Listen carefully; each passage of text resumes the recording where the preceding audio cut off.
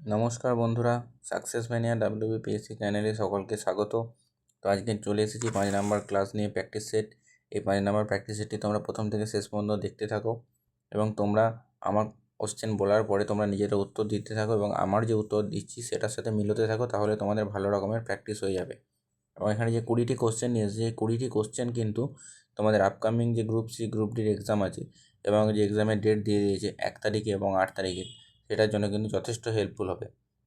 তো ভিডিওটি স্কিপ না করে প্রথম থেকে শেষ পর্যন্ত দেখতে থাকো। আশা করি সকলেরই খুব ভালো লাগবে এবং এখান থেকে কিছু না কিছু কোশ্চেন কমন পাবে অথবা সেম রিলেটেড অবশ্যই পাবে, এবং এই আশা রেখে কোশ্চেন ভিডিও বানিয়েছি এবং আশা করি তোমরা সকালে কমন পাবে। তো চলো শুরু করে দিই সময় নষ্ট না করে। তো প্রথম কোশ্চেন হচ্ছে, কোন নদীকে দক্ষিণ ভারতের গঙ্গা বলা হয়? Option A Bhagirathi, option B Yamuna, option C Narmada, option D Godavari. চারটির মধ্যে কোনটি সঠিক উত্তর হবে?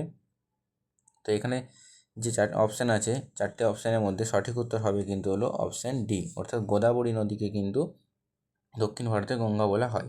এই গোদাবরী নদীর উৎপত্তি কোথায়? এই গোদাবরী নদী হচ্ছে মহারাষ্ট্রের যে নাসিক জেলা, সেই নাসিক জেলার ত্রম্বকেশ্বর পর্বত থেকে কিন্তু উৎপত্তি। এবং এই ত্রম্বকেশ্বর পর্বত থেকে উৎপত্তি, সেটি কোথায় এসে মিলেছে? সেটি কিন্তু মিলেছে বঙ্গোপসাগরে। এটি কিন্তু তোমাদেরকে মনে রাখতে হবে যে ত্রম্বকেশ্বর পর্বত থেকে উৎপত্তি হয়ে গোদাবরী নদী বঙ্গোপসাগরে এসে মিলেছে। এরপর আসি 2 নম্বর কোশ্চেনেতে। 2 নম্বর কোশ্চেন হলো, ভারতের যুক্তরাষ্ট্র কাঠামো কোন দেশের অনুরূপ বা কোন দেশের অনুসরণে করা হয়েছে? Option A America, option B Canada, option C France, option D Australia. চারটির মধ্যে কোনটি সঠিক উত্তর হবে? এখানে চারটি অপশানের মধ্যে সঠিক উত্তর হবে হলো, তোমরা নিজেরা উত্তর দিতে থাকো এবং আমার উত্তরের সাথে কিন্তু তোমরা মিলিয়ে নাও, তাহলেই তোমাদের ভালো রকমের প্র্যাকটিস হয়ে যাবে।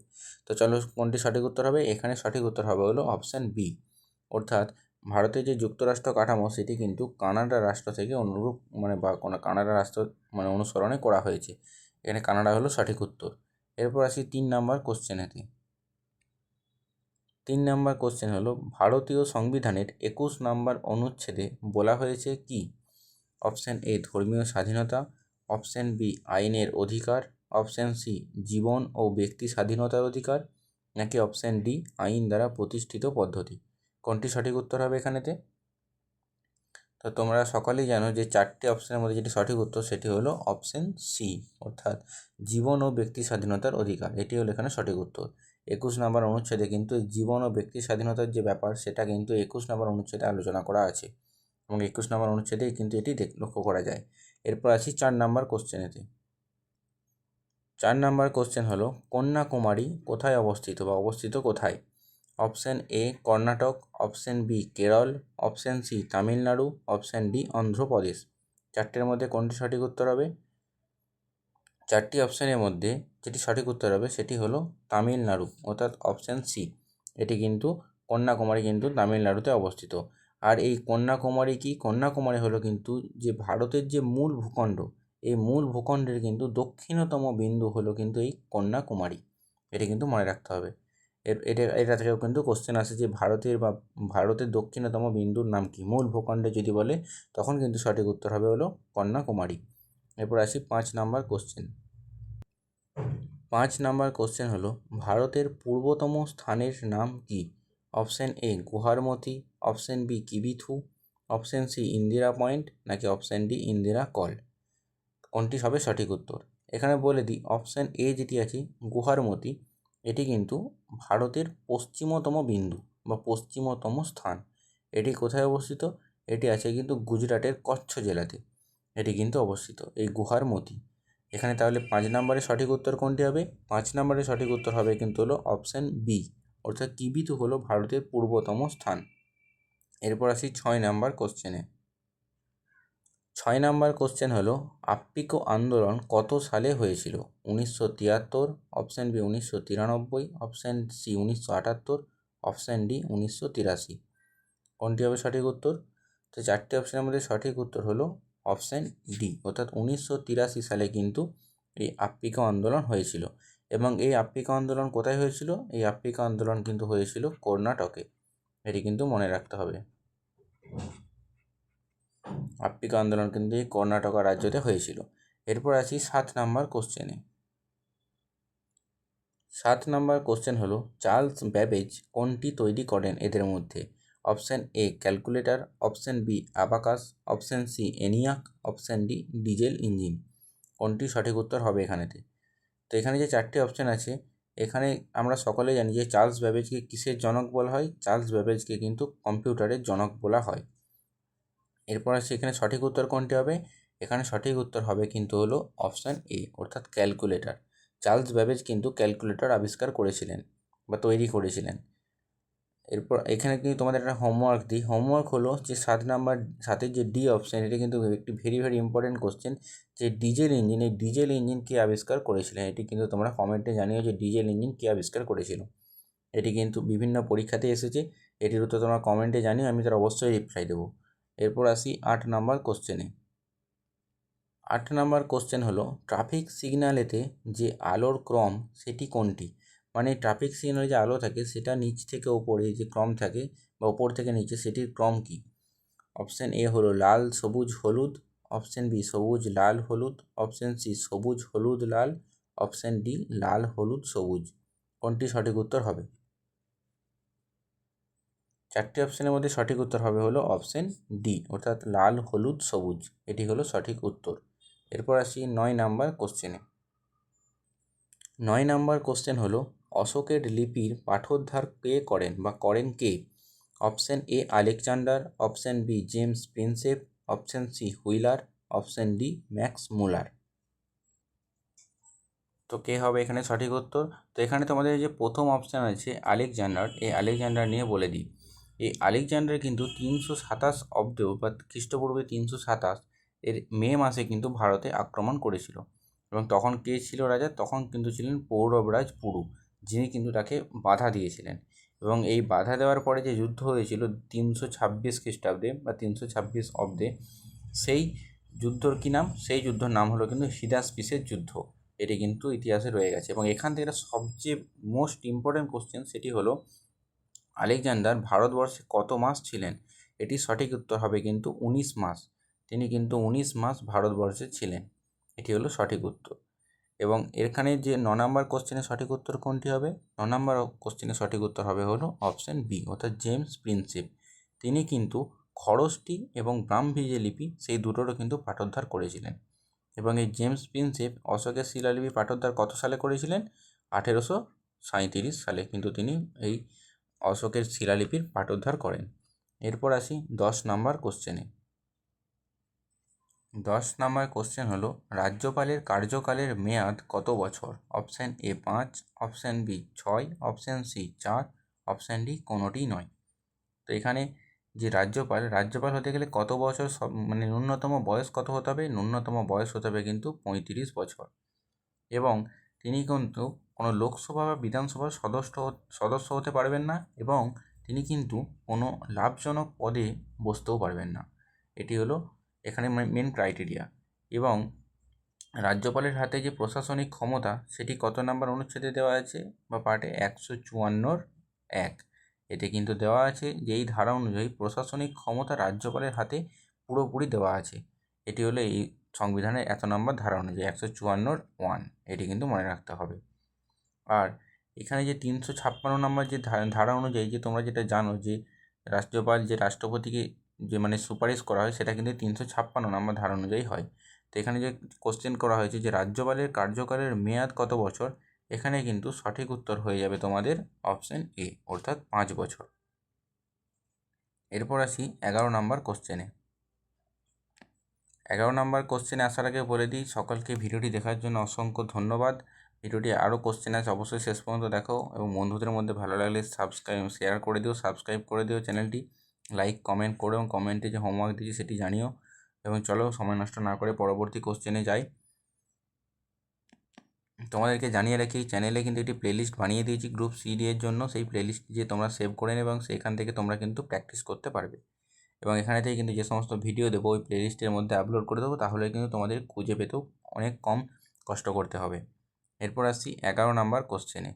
11 নাম্বার কোশ্চেন হলো ভারতের যুক্তরাষ্ট্র কাঠামো কোন দেশের অনুরূপ? এই কোশ্চেনে কিন্তু রিপিট হয়ে গেছে, তো সঠিক উত্তর কোনটা হবে? সঠিক উত্তর হবে হলো অপশান বি, কানাডার অনুরূপ। এরপর আসি 12 নাম্বার কোশ্চেনে। 12 নম্বর কোশ্চেন হলো, কোন ভারতীয় মহিলা আন্তর্জাতিক অলিম্পিক কমিটিতে মনোনীত হয়েছেন? ভারতবর্ষ থেকে প্রথম মনোনীত হয়েছেন। Option A Mithali Raj, option B Karnam Malleswari, option C Nita Ambani, option D Anjum Chopra. কোনটি এখানে সঠিক উত্তর হবে? সঠিক উত্তর হবে হলো 4টে অপশানের মধ্যে অপশান সি, অর্থাৎ নীতা আম্বানি। তিনি কত সালে মনোনীত হন? তিনি মনোনীত হয়েছেন 2016 সালে। এটাও কিন্তু মনে রাখবে। এরপর আসি 13 নম্বর কোশ্চেন। 13 নম্বর কোশ্চেন হলো, হ্যাল, যেটা আমাদের ভারতবর্ষের হিন্দুস্তান অ্যারোনটিক্স লিমিটেড এই দ্বারা নির্মিত ভারতের প্রথম দেশীয় বিমান কোনটি? Option A HF-25 MKI, option B HF-24, option C HT-3 MKI, option D HF-28। কোনটি সঠিক উত্তর হবে এখানেতে? তো এখানে 4টে অপশানের মধ্যে সঠিক উত্তর হবে হলো অপশান বি, অর্থাৎ HF-24। এটি কিন্তু হ্যাল দ্বারা নির্মিত ভারতের প্রথম দেশীয় বিমান হলো একটি HF-24। এরপর আসি 14 নম্বর কোশ্চেন। 14 নম্বর কোশ্চেন হলো, 2025 সালে বিশ্ব ক্যান্সার দিবসের থিম কী ছিল? Option A protecting wetlands for our common future, option B united by unique, option C unpacking STEM careers, option D from ideas to impact. কোনটি সঠিক উত্তর হবে? তো 14 নম্বর কোশ্চেনের সঠিক উত্তর কোনটি হবে? 14 নম্বর কোশ্চেনের সঠিক উত্তর হবে option B united by unique. এটি হলো সঠিক উত্তর। এরপর আসি 15 নম্বর কোশ্চেন। 15 নম্বর কোশ্চেন হলো, 2026 সালের বিশ্ব ব্যাডমিন্টন চ্যাম্পিয়নশিপের আয়োজক দেশ কোনটি?